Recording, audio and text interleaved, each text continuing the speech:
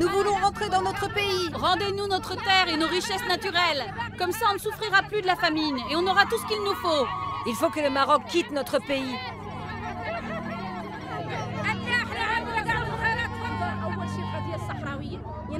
Nous voulons un Sahara occidental libre et rien d'autre. Dis-leur, c'est notre pays. Je suis en colère parce que je vois bien ce que mon peuple subit depuis plusieurs générations. Et ça me concerne directement. Je suis né dans un camp de réfugiés. Je sais ce qui est arrivé à mes parents et à mes grands-parents. Ils ont vécu la guerre et la misère. À cause de la guerre au Sahara occidental, ils ont dû fuir et s'installer dans des camps de réfugiés où ils ont vécu dans des conditions très difficiles. Et ils ne veulent pas que la même chose m'arrive. Mohamed Souleyman est né dans le sud-ouest de l'Algérie, dans un camp de réfugiés, en plein désert. Il n'a jamais vu le pays de ses parents. Ce film raconte l'histoire de son peuple, les Sahraouis, les habitants du Sahara occidental.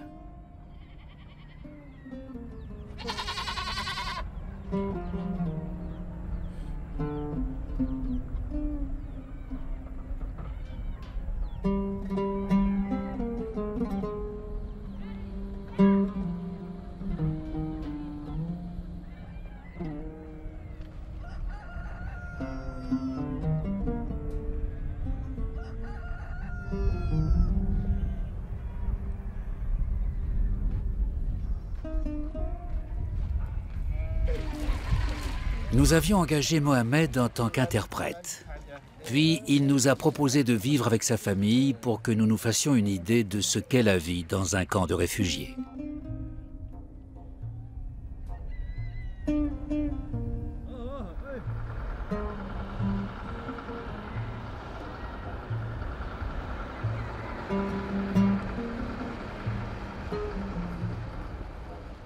Mohamed vit avec ses parents, Fatimatou et Souleyman, et ses cousines, ainsi que son frère Mustapha dans le camp de Smara, le plus grand des 5 camps autour de la ville algérienne de Tindouf.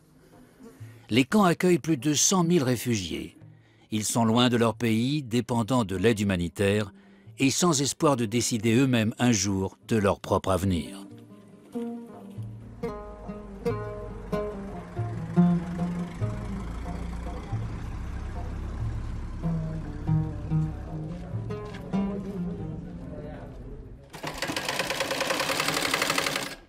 Mohamed a fait des études d'art et de littérature anglaise en Algérie. Il avait de grands projets, mais il est retourné vivre dans le camp pour aider ses parents. Souleyman, son père, est presque aveugle. Mohamed taille à sa place les vêtements pour la boutique familiale.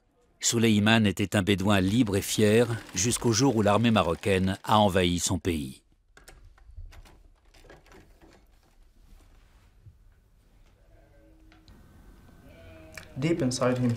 Au fond de lui, mon père est un homme très triste. Autrefois, il vivait au Sahara occidental, et quand il me parle de cette époque, il me dit que pour lui, c'était le paradis. Il n'y a que le désert là-bas, mais il vivait selon le mode de vie de son peuple, à la manière dont il avait choisi de vivre. Pour lui, c'était ce qu'il y avait de mieux. Mais ce paradis a été détruit à la suite d'une invasion brutale. Il s'est retrouvé dans un camp. C'est une histoire tragique. Il a été déplacé de force. Il a dû quitter son pays pour vivre dans un camp.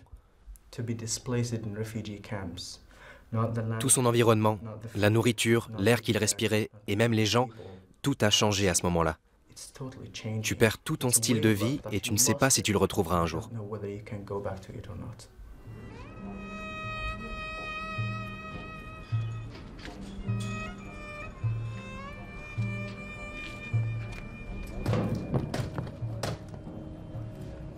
طعنات ومشات كذا ومشات هوك عقبت رجعت عرفت على ما عين في حد ولا عطيها حد شيء سمعت اللي خارج اللي هون سمعت تجبر من الجهه اللي هون في ناس سووا كل شيء الحق مرحبا. Il a dit que toute la famille partage cette même colère. Du fils au grand-père, tout le monde. Ici, notre vie se réduit à peu de choses. Nous sommes prisonniers d'une situation à laquelle il n'y a pas de solution. On s'occupe comme on peut, avec des activités quotidiennes qui n'ont pas beaucoup de sens, mais qui nous permettent de ne pas rester sans rien faire.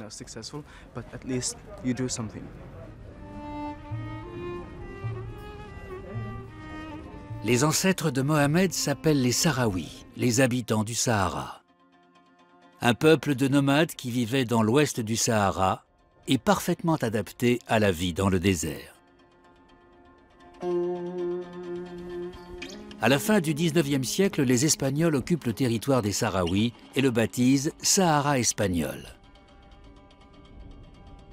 Ils y découvrent d'importantes richesses minières, mais se désintéressent de la population. Régulièrement, les Sahraouis se révoltent. En 1973, ils fondent l'armée de libération du Front Polisario. À dos de chameaux et armés de vieilles carabines, ils résistent à l'occupant avec succès. En 1975, l'Espagne se déclare prête à se retirer du Sahara occidental. Mais avant même d'être libérée, la colonie suscite la convoitise du roi du Maroc, Hassan II. La même année, il organise la Marche verte. 350 000 colons marocains entrent dans le Sahara occidental qui se retrouve annexé par le Maroc. 4 semaines plus tôt, la Cour internationale de justice avait pourtant rejeté les revendications territoriales du Maroc. I think you named now Polisario, I think. Yes. For us, they are smugglers. What will happen? Will they be attacked? If they attack the march, will you attack them?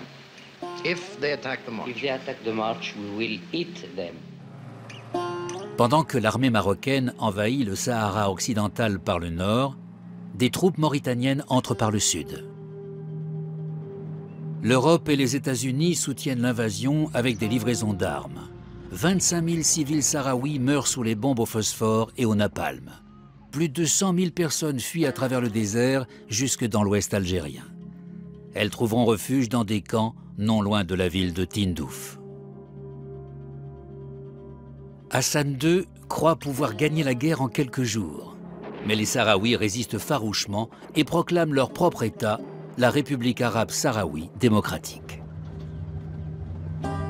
En 1979, la Mauritanie se retire. Le Maroc occupe alors également la partie sud du territoire et entame la construction d'un mur. 2700 km de sable, de fortifications et de champs de mines. À l'ouest, la partie occupée par le Maroc, à l'est, les territoires conquis par le Polisario. La guerre du Sahara occidental durera 16 ans. Ce n'est qu'en 1991 que l'ONU obtient un cessez-le-feu et envoie des casques bleus dans le cadre de la mission MINURSO. Son objectif, garantir la paix, recenser la population et, dans un deuxième temps, organiser un référendum. Les Sahraouis allaient pouvoir décider s'ils veulent fonder leur propre pays ou vivre sous la couronne marocaine dans un régime d'autonomie partielle. Ce processus devait durer quelques mois à peine. Mais aujourd'hui, 21 ans plus tard, il semble toujours enlisé dans le sable du Sahara occidental. Accompagnés de Mohamed, nous nous rendons à Tifariti. Nous quittons l'Algérie et pénétrons loin dans le territoire dominé par le Polisario. Le trajet à travers le désert prend presque toute la journée. Pour les Sahraouis, Tifariti est un lieu hautement symbolique.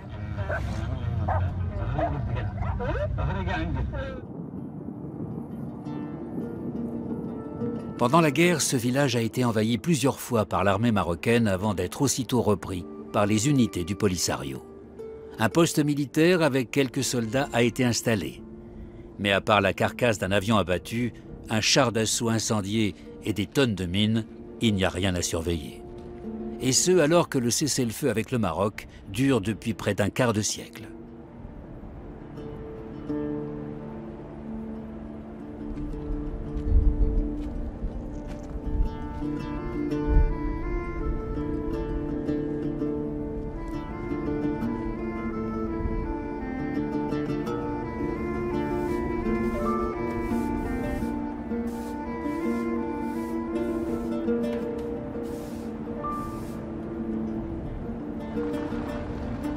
Nous avons rendez-vous avec un commandant de l'armée du Polisario. Il y a plusieurs années, il a combattu ici en tant que jeune soldat, convaincu qu'il pourrait tôt ou tard retourner dans son pays.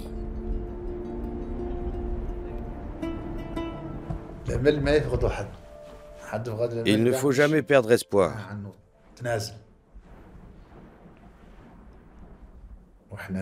Parce que cela signifierait que l'on renonce.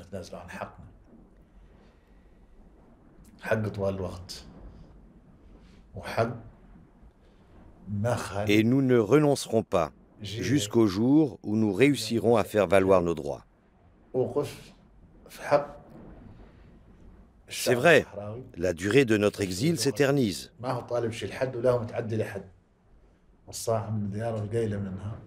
Il est vrai également que l'ONU a fait peu de choses pour les Sahraouis. Nous avons été chassés de notre pays alors que nous n'avons fait aucun mal à qui que ce soit. Mais nous sommes prêts à repartir en guerre pour reconquérir nos droits et notre territoire. Même si nous devons payer ce combat de notre vie. Au moins, on dira de nous, voici un peuple qui est mort pour une cause juste.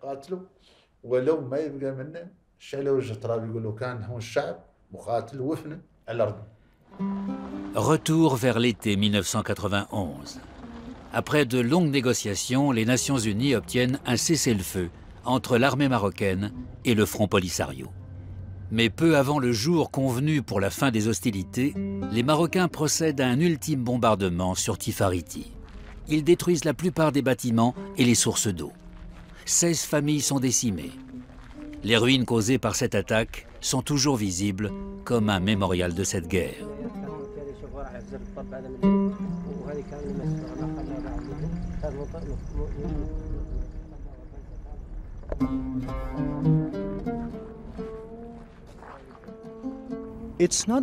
Ce n'est pas une histoire de paix, et pourtant c'est une histoire de paix.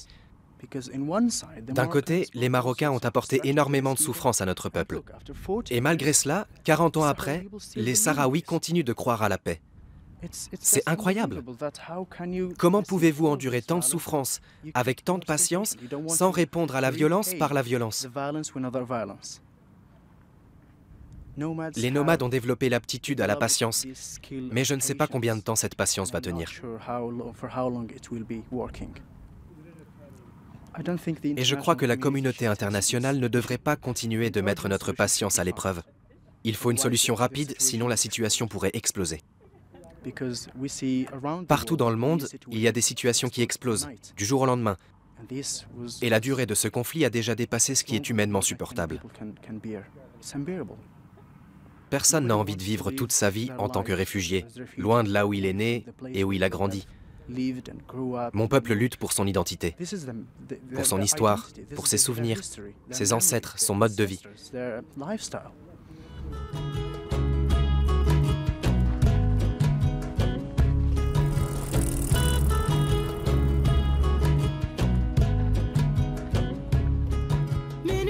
À Berlin, nous avons rendez-vous avec Najat Hamdi. À l'âge d'enfant, elle a fui la guerre aux côtés de ses parents.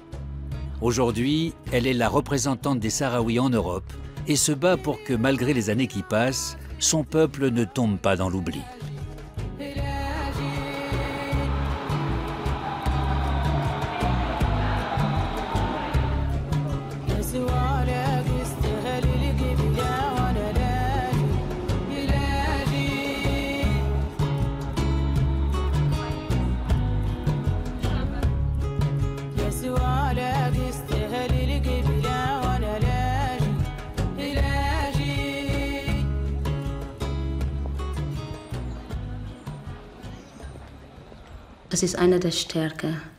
C'est l'une des grandes forces de la société sahraoui.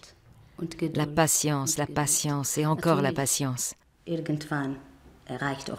Certes, tôt ou tard, cette patience finit par arriver à son terme. Et actuellement, beaucoup de jeunes Sahraouis veulent repartir en guerre. Fort heureusement, et c'est aussi mon point de vue, la majorité de mon peuple ne le souhaite pas.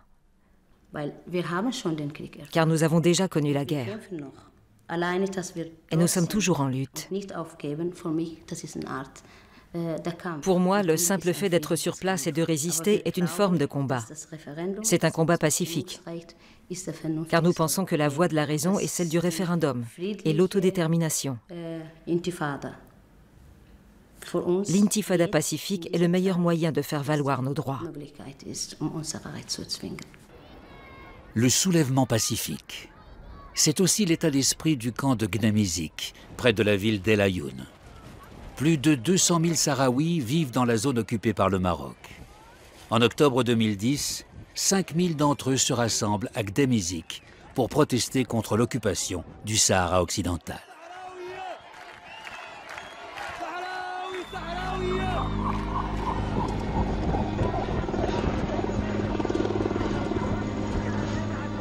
La veille du 8 novembre 2010, d'importantes forces de police marocaines se regroupent devant le camp. La panique s'installe.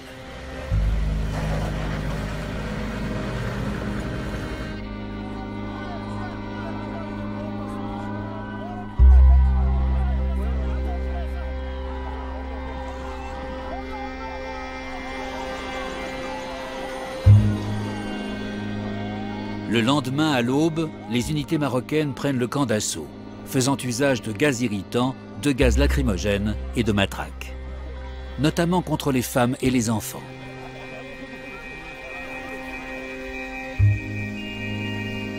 À midi, les tentes sont en feu. Les habitants du camp s'enfuient en direction d'El Ayoun.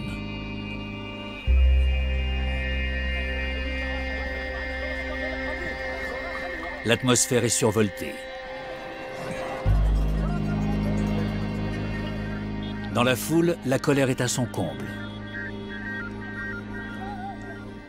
Peu après, des incendies éclatent dans la périphérie d'El Ayoun.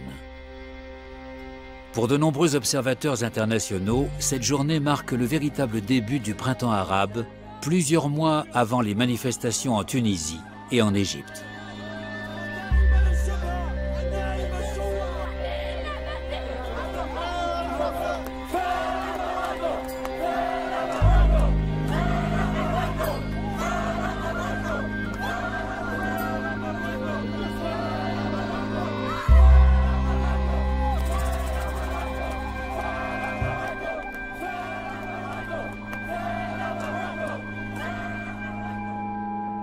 En 2010, Hassana Aalia est âgé de 22 ans. Il fait partie des organisateurs du camp de Gnamizik. Quelques jours après le démantèlement, il est arrêté par la sécurité marocaine.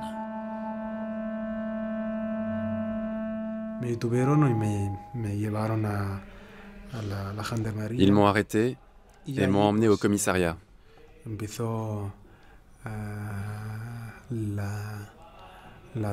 Là, ils ont commencé à me torturer. Ils ont employé plusieurs méthodes de torture, mais je préfère ne plus en parler. Nous étions dans une pièce dont les murs étaient maculés de sang. Ils m'ont dit que c'était le sang de mes compagnons, qu'ils étaient en prison, que je n'allais pas tarder à les rejoindre. Ils ont continué à me torturer. Dès le départ, ils m'ont bandé les yeux, et puis ils ont attaché une corde à mes pieds et m'ont suspendu au plafond, la tête en bas, des heures durant.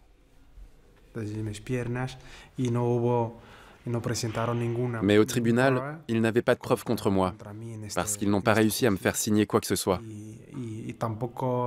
Ils ont juste réussi à apposer mes empreintes digitales de force sur une déposition.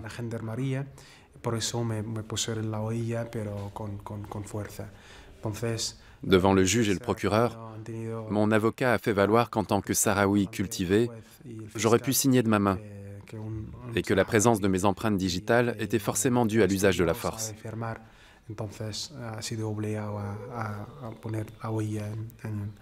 Grâce à cela, je n'ai été condamné qu'à 4 mois avec sursis.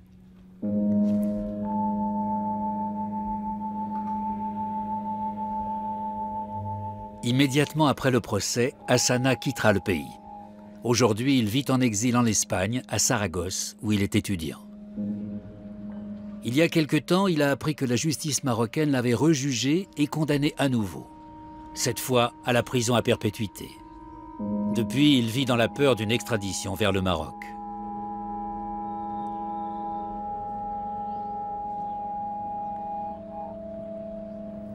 Ces dernières années, le Maroc a signé plusieurs accords concernant les droits de l'homme et des conventions juridiques. Mais les bonnes intentions restent purement théoriques la plupart du temps.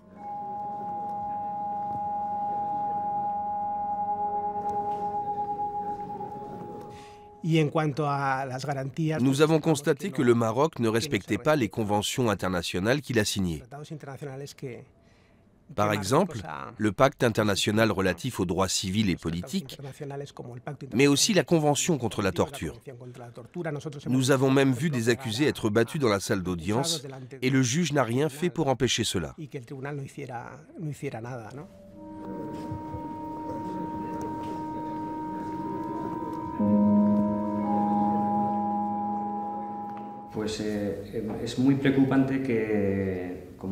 Il est très préoccupant de voir que des condamnations ont été prononcées uniquement sur la base de témoignages de policiers ou d'agents de la sécurité marocaine. Autrement dit, des juges rendent des verdicts sans que les accusés n'aient eu la possibilité de se défendre ou de citer leurs propres témoins. Le droit de la défense est bafoué, aussi bien lors de procès civils que militaires. Par ailleurs, il est inadmissible que des civils soient jugés par un tribunal militaire.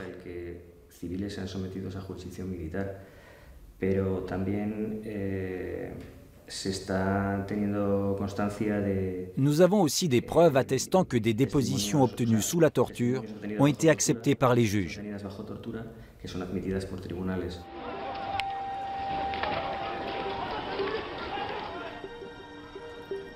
Scène de la vie quotidienne à El Ayoun.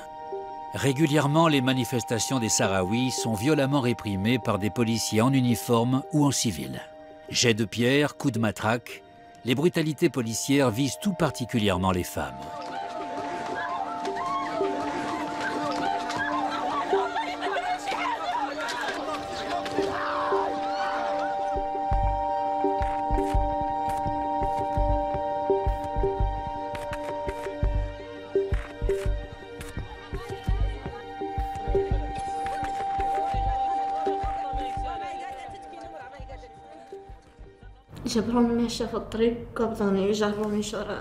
Ils m'ont attrapé en pleine rue et ils m'ont traîné jusque dans une ruelle. Là, ils m'ont frappé. J'ai un cancer du sein et je leur ai dit. Mais ils ont continué à me frapper et ils m'ont uriné dans la bouche. Et régulièrement, ils me frappaient sur les seins. Quand je leur ai dit que j'étais malade, ils m'ont répondu « Vous, les Sahraouis, vous dites toujours ce genre de choses pour qu'on vous laisse partir. » Le passage à tabac a continué. Ils me frappaient très violemment. Je n'aurais jamais imaginé qu'une telle chose m'arriverait un jour.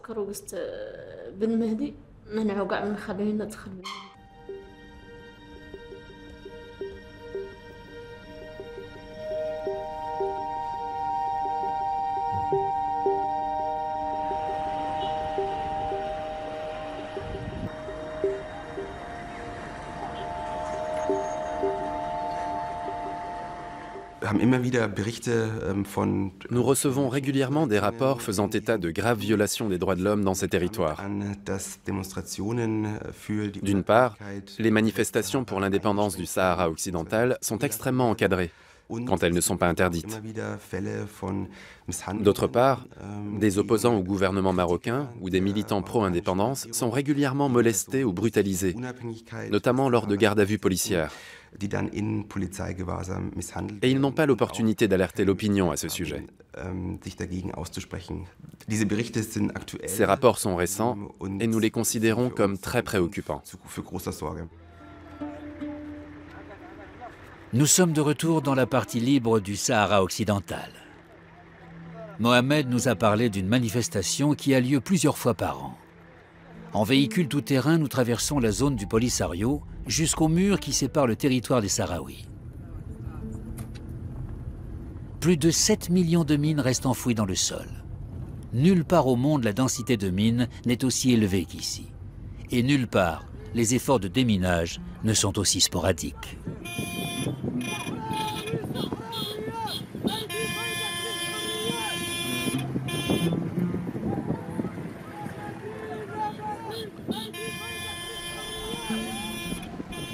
De nombreux Espagnols sont venus par solidarité pour manifester aux côtés des Sahraouis, contre le mur, contre l'occupation du Sahara occidental par le Maroc, mais aussi contre l'attitude des gouvernements européens. Le tout sous les yeux des casques bleus et des soldats de l'armée marocaine.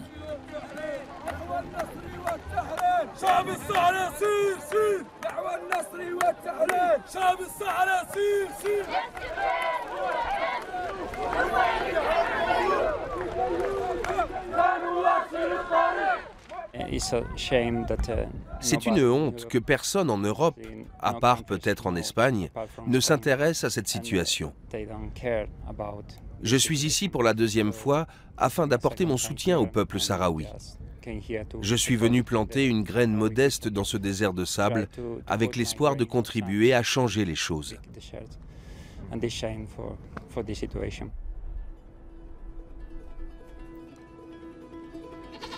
Nous sommes de retour dans le camp de Smara, en Algérie. Les journées s'écoulent dans une certaine torpeur, sous des températures proches de 50 degrés. Mohamed nous a organisé un rendez-vous avec le président du Croissant-Rouge sahraoui. Il est responsable de la distribution de l'aide humanitaire dans les camps. Cela concerne plus de 100 000 personnes. Plus de 90% de l'alimentation provient du programme alimentaire mondial.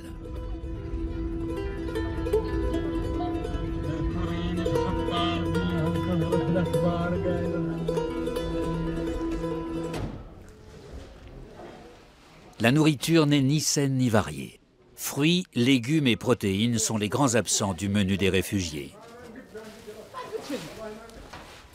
Leur régime alimentaire se compose surtout de lentilles, de haricots, de riz, de pommes de terre, de sucre et d'huile. Mais là aussi, les livraisons se raréfient.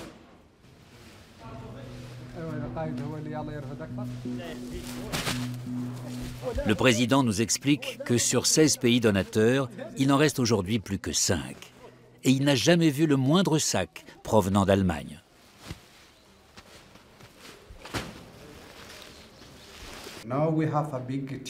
Nous sommes face à un défi un peu particulier, parce que l'attention du monde se focalise surtout sur les crises les plus récentes, et on oublie les conflits plus anciens, comme le nôtre. Quand un pays donateur reçoit 2 dossiers de demande d'aide alimentaire, l'un provenant du Sahara occidental et l'autre d'une région qui fait l'actualité, comme la Syrie, il choisit d'envoyer son aide en Syrie. Et il nous dit: il va falloir attendre, nous devons d'abord répondre aux situations les plus urgentes. C'est l'un des défis auxquels nous sommes confrontés. Notre situation tombe peu à peu dans l'oubli. Année après année, le problème de la stabilisation de notre région passe au second plan.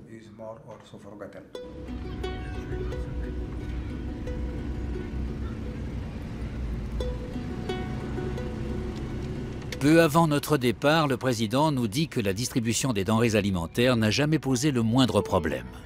Il ajoute que c'est grâce aux femmes des camps qui veillent scrupuleusement à ce que les répartitions permettent à chacun de survivre.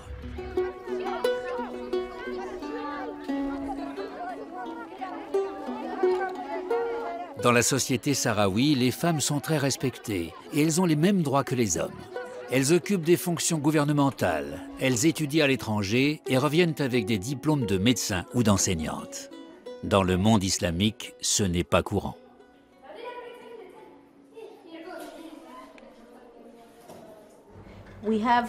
Nous devons travailler ensemble pour introduire des concepts nouveaux,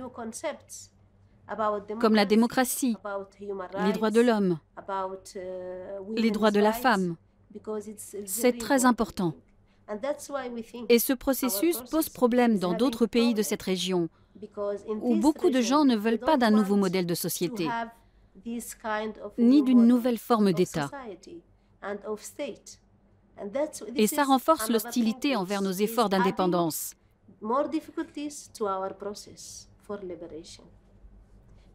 Parce que la société sahraoui est très ouverte et qu'elle respecte les femmes. Nous devons rester en vie et rester fortes pour aider les femmes dans cette région du monde. C'est pour ça que notre combat est si important, pour nous et pour l'Afrique.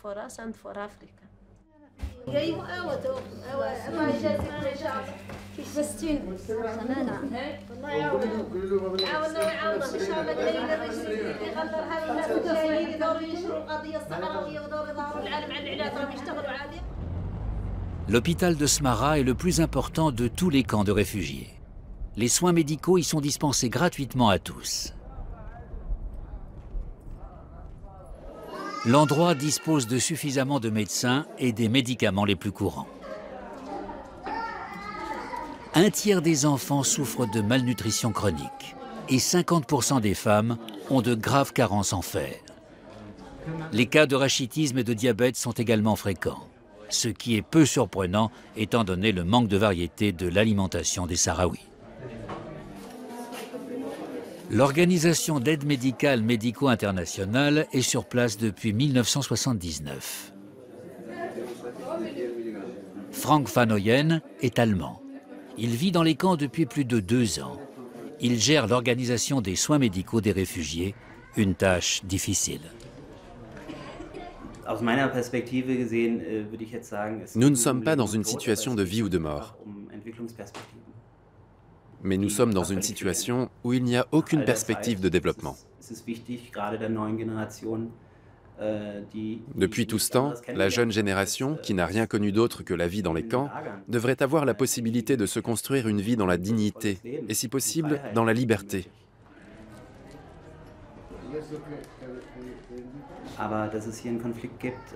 Ce conflit dure depuis 40 ans.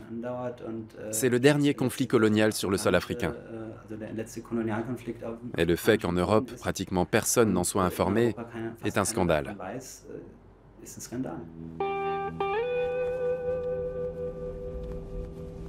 À 10 minutes de voiture du camp de réfugiés de Rabouni se trouve le centre de soins pour les victimes de mines. Ce que nous y découvrons nous bouleverse. La quasi-totalité des patients sont des hommes âgés, lourdement traumatisés pour la plupart, et sans aucun espoir de quitter ce lieu. Certains ont des proches à l'étranger qui, de temps en temps, envoient un peu d'argent pour un téléviseur ou un téléphone portable. Des objets qui permettent de tromper un peu la monotonie du quotidien.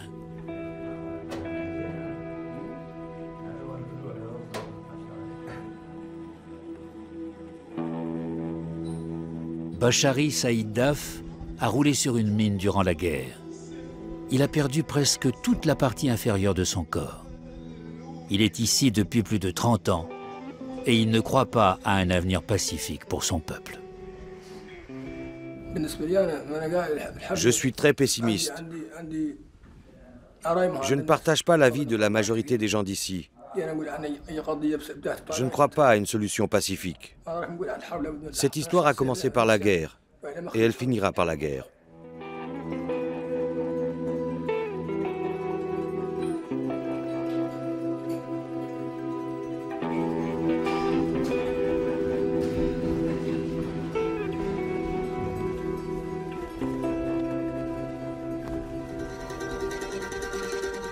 De plus en plus de Sahraouis partagent l'opinion de Bachari Saïd Daf. Beaucoup d'entre eux servent dans l'armée du Polisario, ici en plein exercice, avec d'anciennes armes récupérées en Algérie. La manœuvre d'aujourd'hui est mise en scène spécialement pour nous. Les tirs sont à balles réelles. Le commandant tient à nous convaincre que les Sahraouis peuvent tenir la dragée haute au Maroc. Mais au cours des 23 dernières années, aucun accrochage sérieux ne s'est produit. Le mérite en revient notamment à la MINURSO, la mission de paix des Nations Unies. Dans une de ces bases, nous devons rencontrer un officier allemand de l'ONU. Mais apparemment, personne n'est informé de ce rendez-vous. Je pense qu'il est ici, mais on ne pourra pas rentrer. Nous attendons près des barbelés pendant qu'un de nos accompagnateurs sahraouis va se renseigner. Au bout d'une demi-heure, le commandant allemand se présente et nous invite à entrer dans le camp. Mohamed est autorisé à nous suivre. Ici, les informations ont parfois du mal à circuler.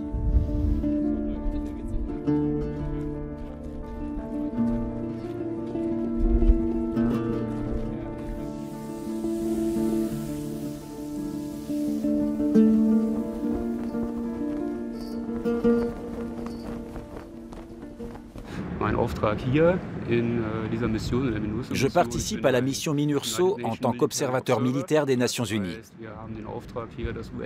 Notre mandat est défini par la résolution 690 de l'ONU. Il stipule que notre rôle est de surveiller l'armée royale du Maroc et le front Polisario de part et d'autre de la bande de sécurité. Nous rédigeons des rapports quant aux changements ou à l'absence de changements constatés et nous en avisons le quartier général de l'ONU. La marge de manœuvre des soldats de la MINURSO est réduite. En aucun cas ils n'ont le droit d'intervenir, même s'ils constatent des violations des droits de l'homme.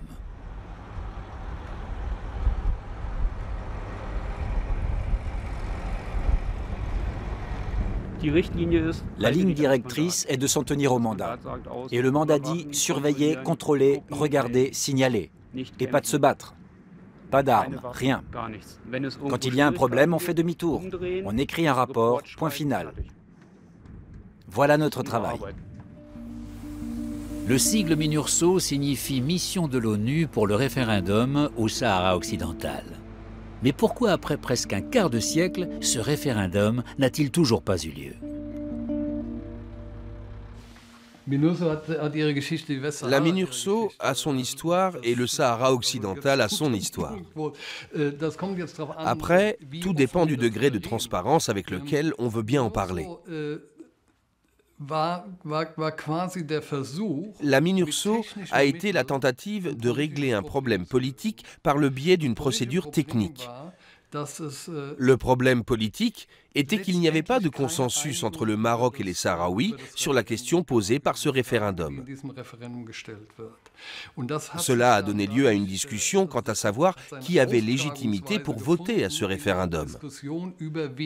À plusieurs reprises, on a essayé de trouver des critères pour déterminer qui pouvait voter. Mais au bout du compte, la procédure technique n'a pas suffi à résoudre le problème politique.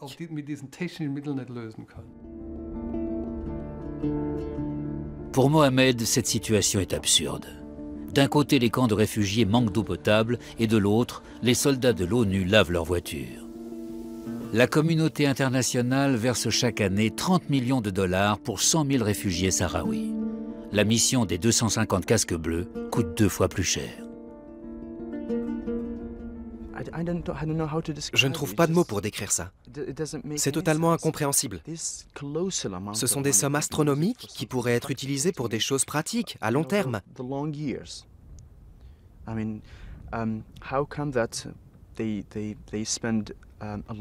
Comment peut-on dépenser autant d'argent pour un tout petit groupe de gens qui ne font rien?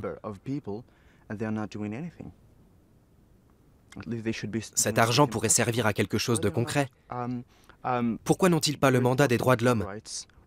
Pourquoi ne font-ils pas de rapport sur ce que font les Marocains et sur ce qu'ils voient ici, des deux côtés?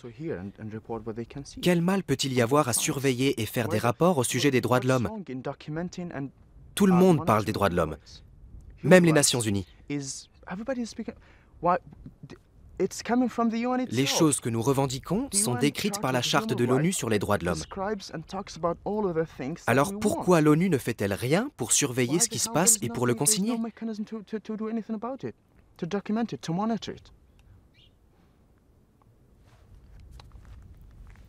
Je ne comprends pas.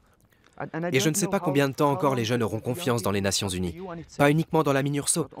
Tous leurs documents, leurs congrès, leurs déclarations, ce sont de belles paroles. Mais sur le terrain, rien ne se passe. Les gens ne sont pas idiots. Bientôt, ils n'auront plus confiance en l'ONU. La plupart des missions de l'ONU actuelles disposent d'un mandat incluant la protection des droits de l'homme. Mais pas la MINURSO, et ce, au grand regret des militants des droits de l'homme. Et l'Europe n'y est pas pour rien.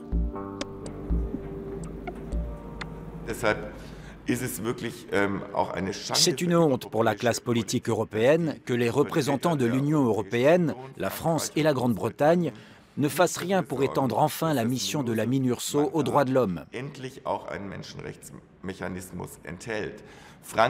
La France, pays protecteur du Maroc, réduit à néant toutes les initiatives dans ce sens et les autres États européens ne font rien pour l'en dissuader. Le gouvernement allemand a lui aussi sa part de responsabilité. Dans le cadre de la politique étrangère commune de l'Union européenne, ils pourraient mettre le sujet sur la table et contribuer à formuler une nouvelle position européenne au sujet de ce conflit.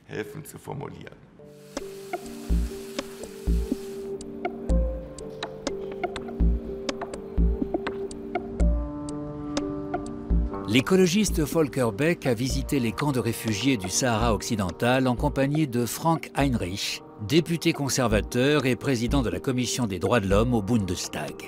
Mais ce dernier a beaucoup de mal à se faire entendre.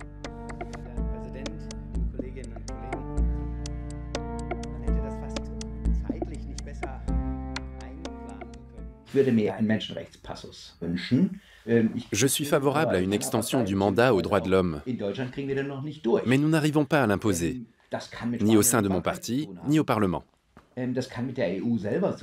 Peut-être à cause de l'Espagne et de la France, ou à cause de l'Union européenne elle-même. En tant que militant et membre de la Commission des droits de l'homme, mon devoir est de comprendre d'où vient le blocage. En l'occurrence, la critique peut paraître facile, mais dans ce genre de cas, les intérêts économiques passent avant la défense des droits de l'homme.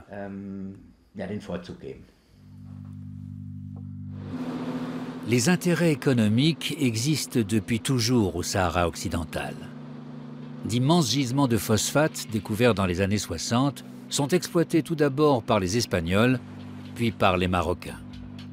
Ces dernières années, des plantations de tomates ont été créées, dont les bénéfices sont partagés entre le groupe franco-marocain Azura et la Maison royale marocaine. Les tomates cultivées dans le territoire occupé sont vendues dans les supermarchés européens en tant que produits d'origine marocaine. Récemment, des gisements potentiels de pétrole ont été découverts au large des côtes du Sahara occidental. Des navires de prospection américains sondent le sol sous-marin avec l'autorisation du Maroc. Et puis, il y a la pêche.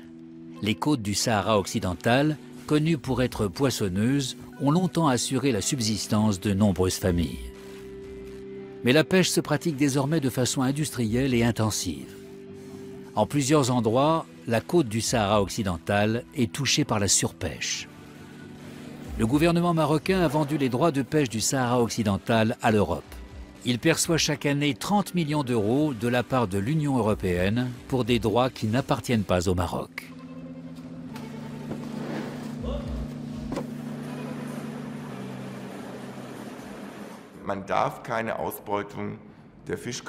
On ne peut pas conclure un accord sur l'exploitation des zones de pêche du Sahara occidental sans s'assurer que l'argent bénéficiera effectivement aux Sahraouis. Le Maroc utilise en partie cet argent pour consolider le mur au Sahara occidental qui sert à contenir le Polisario hors de la zone occupée par l'armée marocaine et à entraver la libre circulation des personnes entre les deux parties du Sahara occidental. Cela n'est pas acceptable.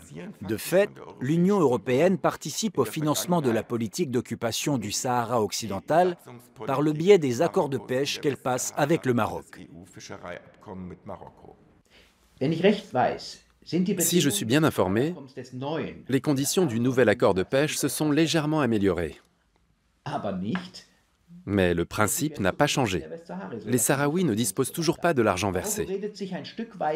Les Marocains donnent bonne conscience aux Européens en affirmant que cet argent était consacré à la création d'infrastructures. Et ce genre de dépenses pourrait être justifié assez facilement. Reste à savoir si les Sahraouis en bénéficient effectivement. Absolument. Mais le gouvernement marocain, dans une attitude un peu patriarcale, déclare « Nous vous construisons des routes, c'est bon pour vous. Et l'argent de la pêche sert à cela. » C'est tout de même une façon très cavalière de s'adresser à une population. Pour entendre les arguments marocains et nous faire une idée de la situation, nous avons sollicité des interviews auprès des autorités marocaines et une autorisation de tournage dans la zone occupée du Sahara occidental. Toutes nos demandes ont été poliment repoussées pour des prétextes divers.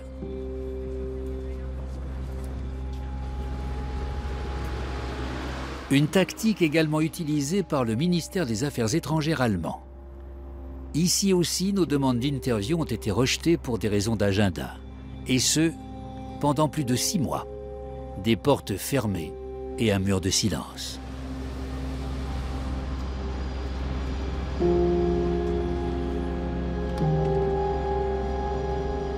Fin 2014, une conférence internationale sur le conflit au Sahara occidental se tient à Berlin.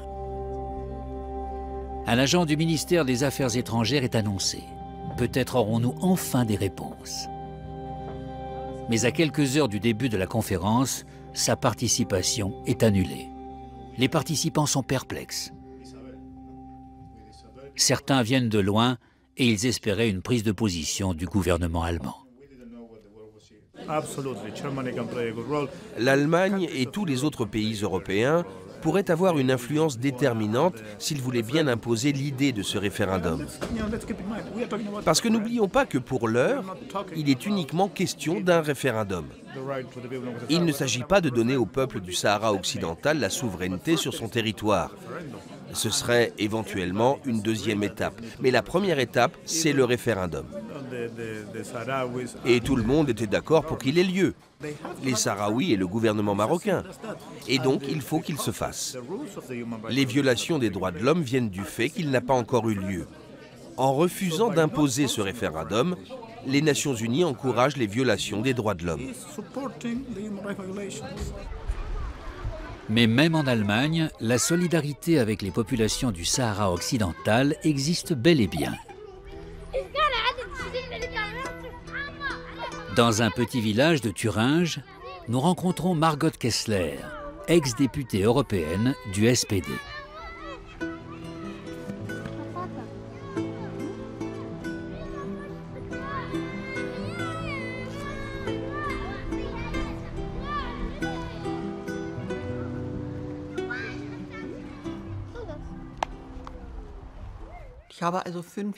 J'ai travaillé pendant 5 ans sur ce conflit et sur les possibilités de le résoudre.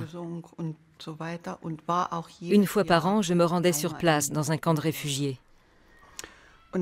À la fin de cette période, avec quelques amis, nous avons décidé de venir en aide au peuple sahraoui avec nos moyens. Je repense quotidiennement aux injustices que ces gens subissent.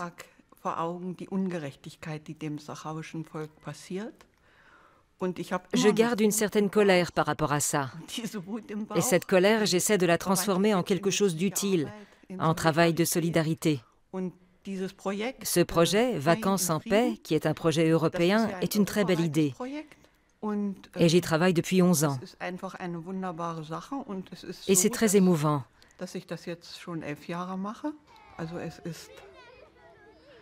Chaque été est très émouvant et très beau.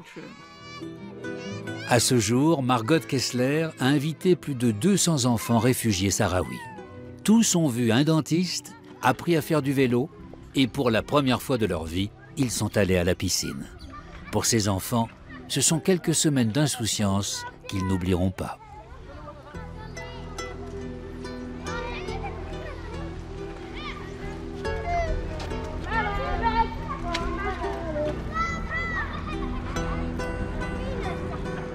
À la fin de l'été, les enfants retournent dans leur camp pour la rentrée des classes. L'éducation est l'un des objectifs prioritaires de la politique du Polisario. Au Maroc, 1 personne sur 2 seulement sait lire et écrire. Le taux d'alphabétisation des Sahraouis est de 95%. C'est le plus élevé d'Afrique. Dans les écoles des camps de réfugiés, filles et garçons fréquentent les mêmes classes et sont traités de manière égale. Plus tard, beaucoup d'entre eux iront étudier dans l'un des pays ayant reconnu officiellement l'État sahraoui.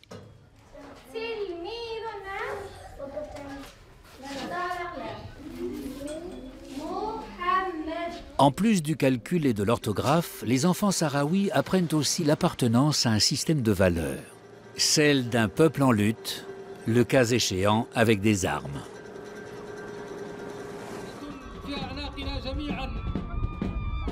من أجل تحرير أرض الساقية الحمراء ووادي الذهب. نعم، يستلم الأجيال جيل بعد جيل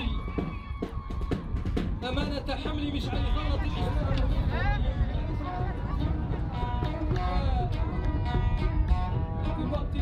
Environ 2/3 des habitants des camps ont moins de 25 ans. Une génération entière sans espoir d'une vie digne et autodéterminée. Combien de temps cette situation est-elle encore tenable? Depuis près de 40 ans, les Sahraouis vivent en tant que réfugiés ou sous l'occupation marocaine.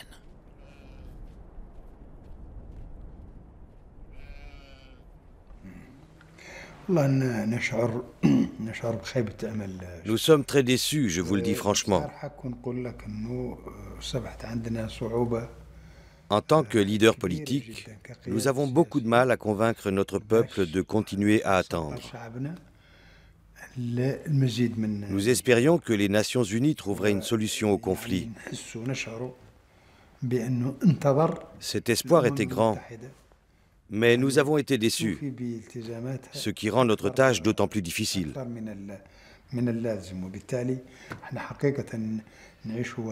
Nous avons de plus en plus de mal à convaincre notre peuple de continuer à être patient.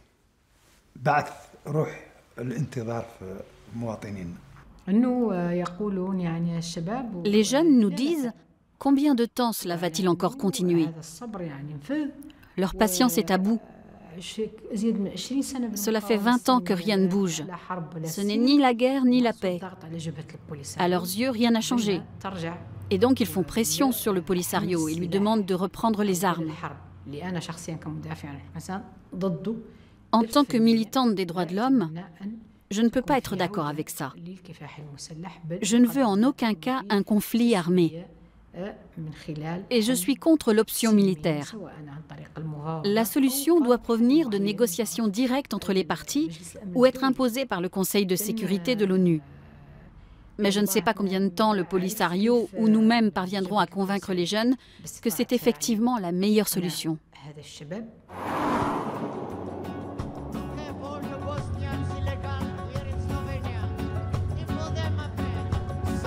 Mohamed a tenu à nous emmener à la station de radio locale de Smara. Chaque camp a sa propre radio. Les moyens techniques sont limités, mais les animateurs sont particulièrement motivés. Les émissions sont quotidiennes et variées. Le but est de proposer quelque chose à tout le monde.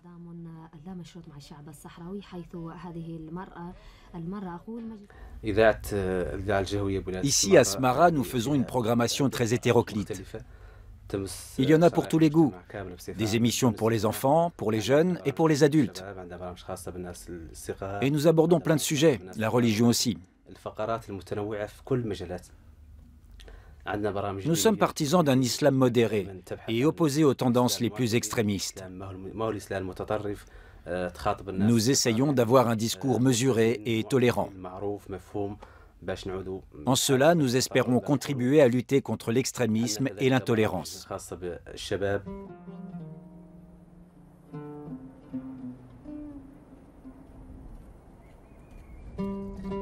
Notre voyage touche à sa fin.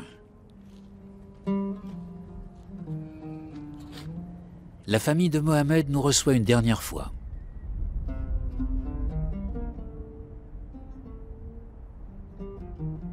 Son frère Mustapha, 19 ans, est présent. Fièrement, il nous montre son petit magasin. Le matin à l'aube, il se rend au centre d'achat du camp de réfugiés et achète du pain, des boissons et quelques menus objets qu'il a les moyens de payer.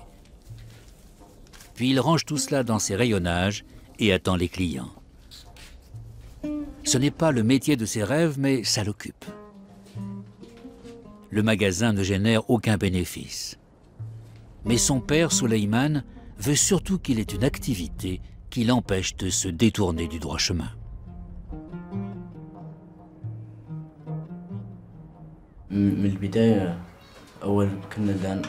Je suis allé à l'école en Algérie et j'ai commencé à faire mes études là-bas. Ça a duré 1 an. Au bout d'1 an, il y a eu des problèmes chez moi et il a fallu que je rentre. Fatimatou, ma mère, était tombée malade. C'était il y a 2 ans. Aujourd'hui, je tente ma chance avec ce magasin. Peut-être que ça fonctionnera.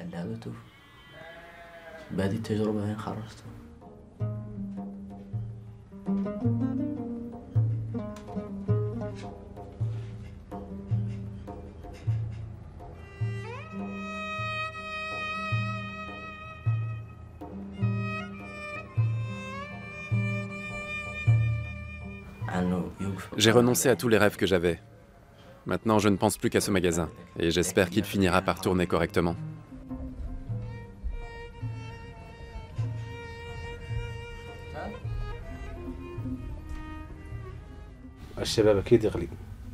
La situation des jeunes d'ici est vraiment très alarmante. D'une part, ils s'ennuient, et d'autre part, ils sont en colère. Le problème, ce n'est pas uniquement le rêve collectif de notre peuple d'avoir un jour son propre pays. Le problème, ce sont aussi les rêves et les projets personnels de tous ces jeunes. Ici, ils n'ont pas la possibilité de se réaliser. Et la communauté internationale a la responsabilité de faire enfin quelque chose pour que cela change. L'Europe trempe dans ce conflit. Elle a créé ce conflit. Et ce serait bien si elle trouvait le courage de le résoudre. C'est un des plus grands scandales actuels. Le Sahara occidental n'est toujours pas un territoire souverain. Aujourd'hui encore, sa décolonisation est à l'ordre du jour des Nations Unies. En 1975, la Cour internationale de justice a déclaré que la seule solution au conflit consistait à laisser les Sahraouis décider librement de leur avenir. C'est très simple. Il suffisait de leur laisser le droit de voter. Et depuis 1975, nous attendons de pouvoir décider nous-mêmes de notre avenir. Et nous sommes très ouverts quant à ce choix. Si notre peuple veut rejoindre le Maroc, nous l'accepterons. Mais inversement, si notre peuple se décidait de devenir un État indépendant, nous attendons du Maroc qu'il l'accepte également. Ce sont les règles du jeu démocratique.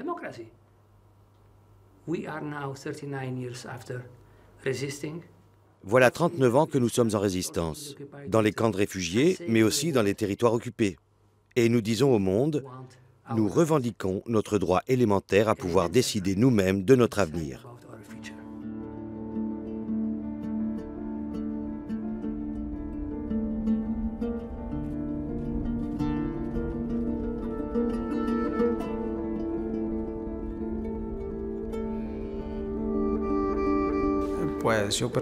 Je souhaite de tout cœur pouvoir un jour retourner auprès de ma famille.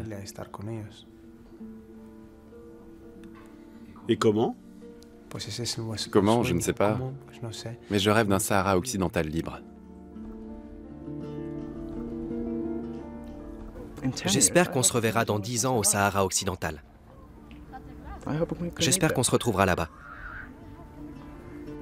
Dans un endroit où je me sentirai vraiment chez moi.